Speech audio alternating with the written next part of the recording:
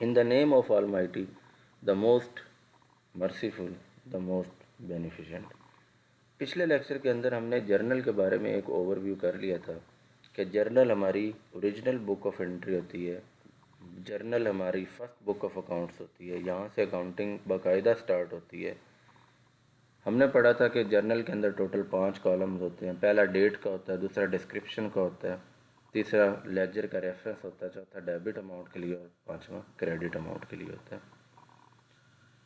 फिर हमने देखा कि कोई भी बिजनेस ट्रांजैक्शन होगी तो हमने उसका बाकायदा पहले एनालिसिस करना है। एनालिसिस करने के बाद rule of debit credit apply करके फिर हमने उसको जर्नल के अंदर दर्ज करना है। तो आज हम एक रैंडम एक्सरसाइजेस कुछ लेके उसमें से हम देखेंगे कि कैसे उसकी जर्नल एंट्रीज जो हैं वो की जा सकती हैं। ये मेरे पास एक क्वेश्चन मैंने लिया है एक बुक में से, आपके सामने ये लिखा हुआ क्वेश्चन। हम एक एक ट्रांजैक्शन को देखते जाएंगे और फिर जो है वो उसको एंटर करेंगे जर्नल के अंदर, वो सीखेंगे कैसे एंटर किया जाता है। तो पहली ट्रांजैक्शन देखते हैं कि नवंबर 6 के अंदर ये ट्राइटन एली, ये कोई शख्स है जिसने अपने पर्सनल अकाउंट में से 1 लाख रुपया निकाला और उसको अपने बिजनेस अकाउंट के अंदर जो है वो डिपॉजिट करवा दिया, यानी बिजनेस में इन्वेस्ट कर दिया उसने 1 लाख रुपये। ये बिल्कुल वैसी एंट्री जैसी हमने पिछले लेक्चर के अंदर देखी कि जब बिजनेस के अंदर जो ओनर है वो इन्वेस्ट कर रहा है कितने, एक तो ये $1 लाख जो है ये कैश इन्वेस्ट कर रहा है, ये इन्वॉल्व होगा अकाउंट, और दूसरे नंबर पर उसका जो है वो कैपिटल इन्वॉल्व हो रहा है। तो ये हमने इस ट्रांजैक्शन में से 2 अकाउंट देखे कि कौन कौन से अकाउंट इफ़ेक्ट होते हैं जब भी बिज़नेस का ओनर बिज़नेस में इन्वेस्टमेंट करता है। एक अगर वो कैश की शक्ल में कर रहा है तो पहला कैश होगा जो इफ़ेक्ट इन्वॉल्व हो रहा होगा अकाउंट, और दूसरा कैपिटल अकाउंट इन्वॉल्व हो रहा होगा। हम इसको कैसे जर्नल में दर्ज करेंगे, ये देखेंगे आपके सामने जर्नल के अंदर इसको दर्ज किया गया है कि कैश और कैपिटल ये 2 अकाउंट थे। कैश हमने देखा कि ये किस कैटेगरी में आता है, ये एसेट्स की कैटेगरी के अंदर आता है। कैश भी इंक्रीज़ हो रहा था और जो कैपिटल है ये भी इंक्रीज़ हो रहा था। तो एसेट्स जब इंक्रीज़ होते हैं तो हम इनको कहाँ लिखते होते हैं, डेबिट वाले कॉलम में लिखते होते हैं। तो ये देखें ये डेबिट के कॉलम में है। और कैपिटल के रूल ऑफ डेबिट क्रेडिट हमने देखे थे कि ये जब इंक्रीज़ होते हैं तो इन्हें क्रेडिट करते होते हैं, ये क्रेडिट वाले कॉलम में लिखा हुआ। तो ये हमारे जो 2 अकाउंट इन्वॉल्व होगी, इसकी जर्नल एंट्री बनेगी cash to capital. Cash to capital भी इसको पढ़ते हैं, या कैश डेबिट और कैपिटल क्रेडिट। और शुरू में ये डेट हमने लिखी हुई है कि नवंबर 6 को ये ट्रांजैक्शन हुई थी। अच्छा, दूसरी ट्रांजैक्शन, साथ साथ ट्रांजैक्शन भी हमारे पास यहाँ पर है। दूसरी ट्रांजैक्शन जो है ये कैटेगरी है जिसमें एसेट्स ख़रीदे जा रहे हैं, कैश पर एसेट्स ख़रीदे जा रहे हैं, यानी नकद पैसे दे के कोई एसेट ख़रीदा जा रहा है। तो ये एक नवंबर 7 को इसी कंसल्टिंग सर्विसेज, ये कंपनी का नाम है, इसने एक चेक इशू किया $5000 का, और इन्होंने परचेज़ किया एक कंप्यूटर और कुछ दूसरे आलात, यानी ये ऑफिस इक्विपमेंट्स उन्होंने ख़रीदे हैं 5000 के। अब इसके अंदर हम एनालिसिस करें कि कौन कौन से अकाउंट इस्तेमाल हो रहे हैं। पैसों से ख़रीदे हैं ना 5000, एक तो कैश इन्वॉल्व हो रहा है। दूसरे नंबर पर ये जो इक्विपमेंट्स हैं, ये कंप्यूटर या ये अदर इक्विपमेंट, ये इक्विपमेंट भी एसेट होते हैं। इस ट्रांजैक्शन के अंदर दोनों एसेट के अकाउंट इन्वॉल्व हो रहे हैं। कौन कौन से, एक कैश और दूसरा इक्विपमेंट। अब जब हम पैसों से इक्विपमेंट्स ख़रीद के लेके आएंगे बिजनेस में, तो इक्विपमेंट्स हमारे इंक्रीज़ कर रहे हैं, इसलिए इक्विपमेंट्स 5000 से डेबिट हो जाएंगे, और कैश हमारा जो है ये डिक्रीज़ हो रहा है, इसलिए इसको हम क्रेडिट कर देंगे। ये नीचे नरेशन आ गई, हमने इक्विपमेंट परचेज़ की हैं इस चेक नंबर 1001 के तहत। ये पहले इसकी डेट आ गई। अब देखिए सीक्वेंस वही है, क्रोनोलॉजिकल ऑर्डर। एक पहली एंट्री हमने जो थी जर्नल एंट्री वो 6 नवंबर की थी, दूसरी 7 नवंबर की है। अब आगे 10 दरमियान में नहीं हुई कोई ट्रांजैक्शन, 10 नवंबर आ गया। 10 नवंबर को इन्होंने परचेज़ किया ऑफिस इक्विपमेंट ऑन अकाउंट। ये जहाँ लफ्ज़ आ जाए ऑन अकाउंट, ऑन क्रेडिट, इसका मतलब होता है ये उधार पर ख़रीदे इन्होंने।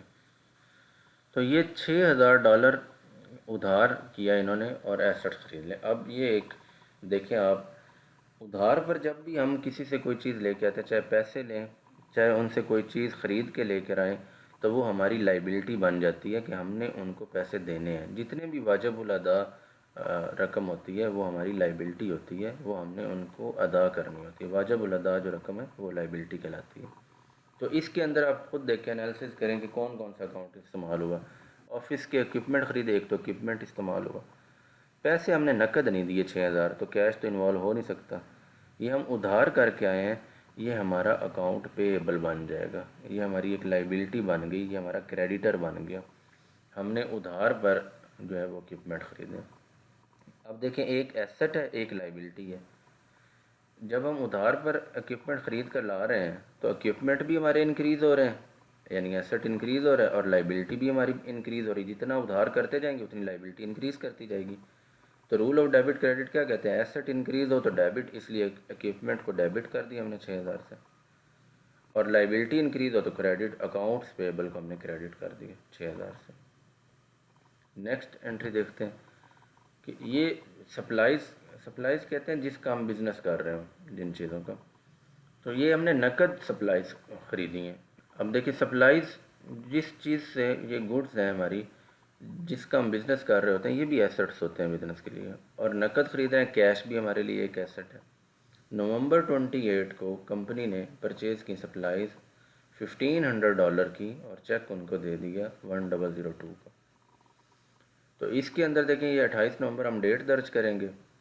सप्लाइज़ हम परचेज़ कर रहे हैं और कैश पर परचेज़ कर रहे हैं। सप्लाइज़ भी एसेट है, कैश भी एसेट है। एक एसेट इंक्रीज़ हो रहा है, एक डिक्रीज़ हो रहा है। तो जो इंक्रीज़ हो रहा है उसको हम डेबिट कर देंगे, जो डिक्रीज़ हो रहा है उसको क्रेडिट कर देंगे। सप्लाइज़ इंक्रीज़ हो रही है, इसलिए इसको हमने डेबिट वाले कॉलम में दर्ज कर दिया। कैश डिक्रीज़ हो रहा था, इसलिए इसको क्रेडिट वाले कॉलम में दर्ज कर दिया, और नीचे मुख्तसर सी नरेशन दर्ज कर दी। अब आपको हमने अभी पीछे पढ़ी थी कुछ ट्रांजैक्शन जो है वो उधार पर भी करते होते हैं। जैसे ये इक्विपमेंट हमने ख़रीदे थे, ये ट्रांजैक्शन हमने की थी कि 6,000 के हमने इक्विपमेंट अकाउंट्स पे वो उधार पे ख़रीदे थे। अब जिनसे उधार पे चीज़ें ख़रीद के लाएंगे तो उनको कल को पेमेंट तो करनी है। तो यहाँ पर ये कुछ पेमेंट की जा रही है उनको। हमने उस 6,000 में से $2,500 उनको पे कर दिए। अब ये 2,500 की हम पेमेंट कर रहे हैं। अब अकाउंट वही दो इन्वॉल्व हो रहे हैं जो पेमेंट कर रहे हैं। एक तो नकद पे, जो कि कैश में पेमेंट की जाती है, एक तो कैश इन्वॉल्व होगा। दूसरा जिसको हम पे कर रहे हैं, दूसरा अकाउंट हमारा अकाउंट पेएबल वाला इन्वॉल्व होगा। अब अकाउंट पेएबल हमने पढ़ा कि ये लाइबिलिटी है। जब हम अपना उधार अदा करते जाएंगे तो हमारा उधार कम होता जाएगा, यानी लाइबिलिटी हमारी डिक्रीज़ करेगी। लाइबिलिटीज़ जब डिक्रीज़ करती हैं तो उनको हम लोग डेबिट करते होते हैं, इसलिए हमने लाइबिलिटी अकाउंट्स पेएबल को डेबिट कर दिया।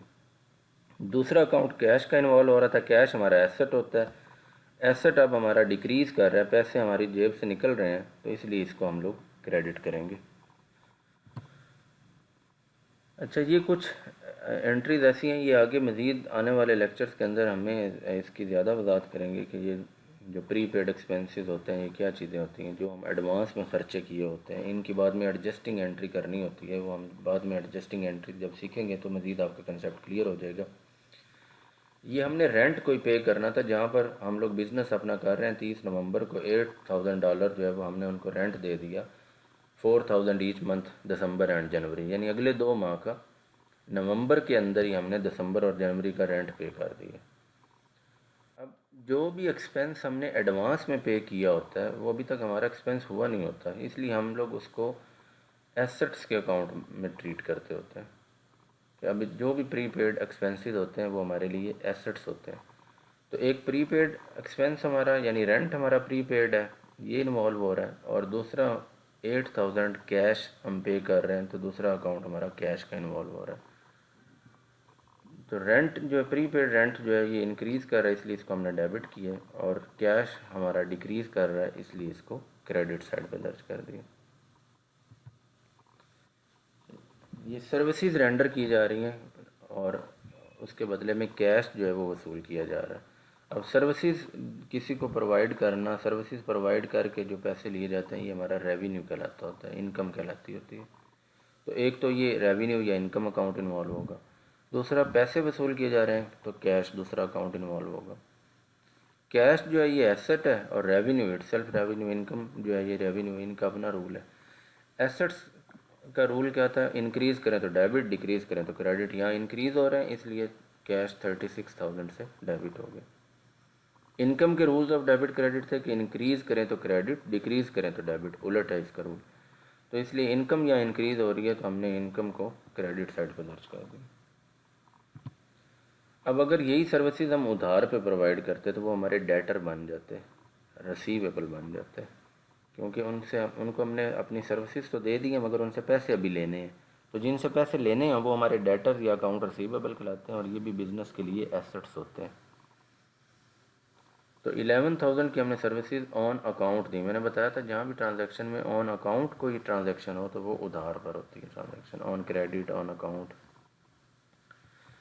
तो जब हमने यहाँ पर हमें नकद पैसे तो मिल नहीं रहे थे, तो एक अकाउंट रिसीवेबल हमारा अकाउंट यहाँ इन्वॉल्व हो रहा था, और दूसरा जो सर्विसेज प्रोवाइड की जाती हैं जब, तो उसके अगेंस्ट जो पैसे बनते हैं वो हमारा रेवेन्यू होता है, इनकम होती है। दूसरा अकाउंट इनकम का इन्वॉल्व हो रहा है। अब जब हम सर्विसेज देते हैं तो हमारा जो अकाउंट रिसीवेबल या कैश, ये दोनों हमारे एसेट्स हैं, ये भी इंक्रीज़ करते हैं, और जो इनकम यहाँ पर है ये भी इंक्रीज़ करती है। तो एसेट का रूल ये है कि इंक्रीज़ करें तो डेबिट, इसलिए अकाउंट रिसीवेबल को हमने डेबिट कर दिया। और इनकम का रूल क्या है डेबिट क्रेडिट का, इंक्रीज़ करे तो क्रेडिट, यहाँ पर हमने इसको क्रेडिट कर दिया। अब वो जो डेटर जिससे अभी हमने कहा कि हमने उधार पे उसको सर्विसेज प्रोवाइड की हैं, अब उसने हमें 6,000 पे कर दिया, हमने उससे ले लिया। जब जिनसे पैसे लेने थे वो उनको हमने आर्जी तौर पे अकाउंट रिसीवेबल बनाया हुआ था, डेटर बनाया हुआ था। जब उनसे पैसे मिल जाते हैं तो एक तो सीधा सीधा कैश का अकाउंट इन्वॉल्व हो गया, और दूसरा डेफिनेटली जिस शख्स से मिल रहे हैं, जो बंदा हमें पेमेंट कर रहा है, जो हमारा डेटर है, अकाउंट रिसीवेबल है, दूसरा वो इन्वॉल्व हो रहा है अकाउंट रिसीवेबल का अकाउंट रिसीवेबल को हमने एसेट की कैटेगरी में रखा था, कैश भी एसेट है। तो इस ट्रांजैक्शन में एक एसेट इंक्रीज़ कर रहा है और दूसरा एसेट डिक्रीज़ कर रहा है।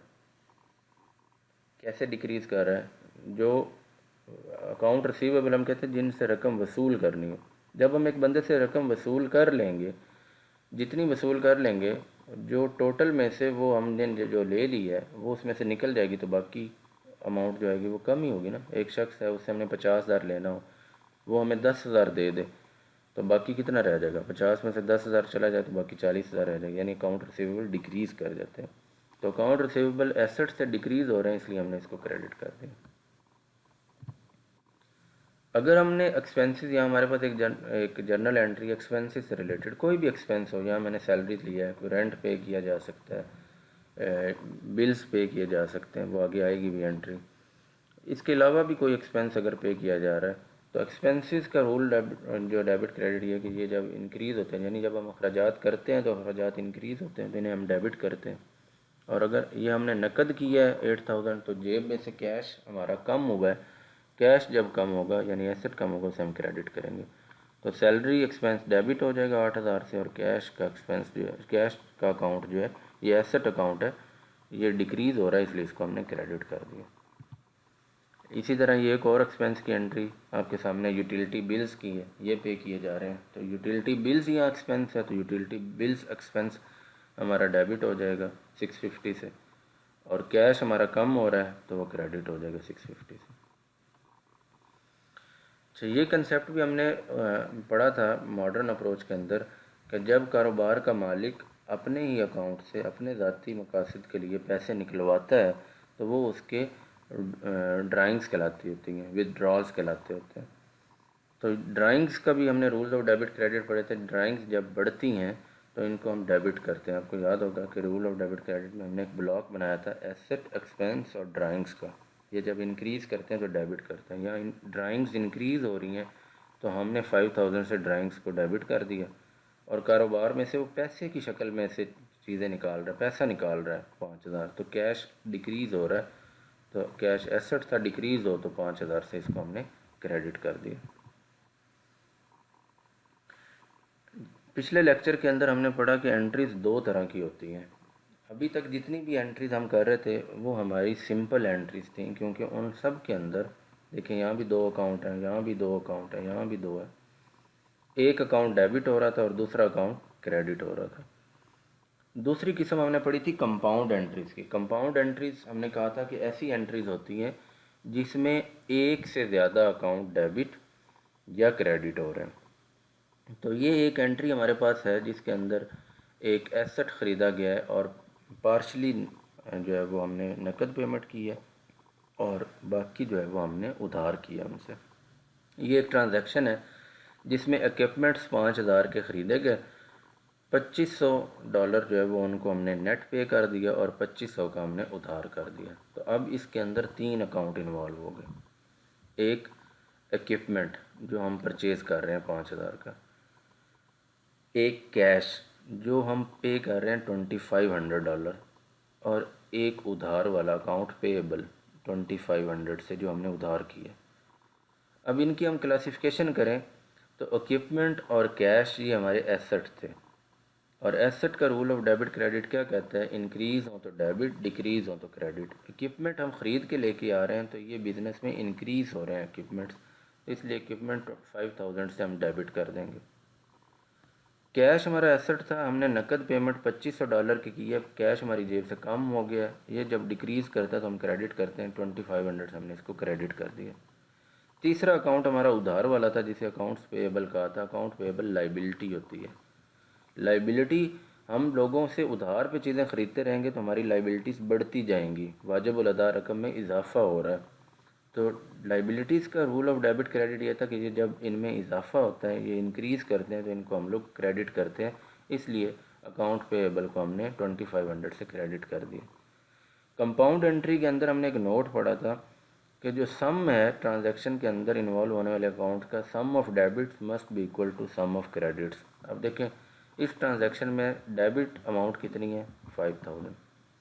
क्रेडिट 2 अकाउंट हो रहे हैं, कैश भी हो रहा है, अकाउंट पेएबल भी हो रहा है, लेकिन इन दोनों को सम करें तो ये एग्जैक्टली 5,000 वही आ रहा है जितने से ये डेबिट है। तो ये दोनों डेबिट और क्रेडिट आपस में इक्वल होना चाहिए। तो ये हमारा आज का लेसन था। उम्मीद है आपको जर्नल एंट्रीज़ जो है उसकी एक्सरसाइज की कुछ समझ आ गई होगी। नेक्स्ट लेक्चर के अंदर हम मज़ीद एक क्वेश्चन लेके उससे हम लोग मज़ीद इसकी प्रैक्टिस करेंगे कि कैसे जो है वो उसको जर्नल एंट्रीज़ जो है वो उनको सॉल्व किया जा सकता है, कैसे की जाती है, और फिर अगले लेक्चर के अंदर मुलाकात होगी।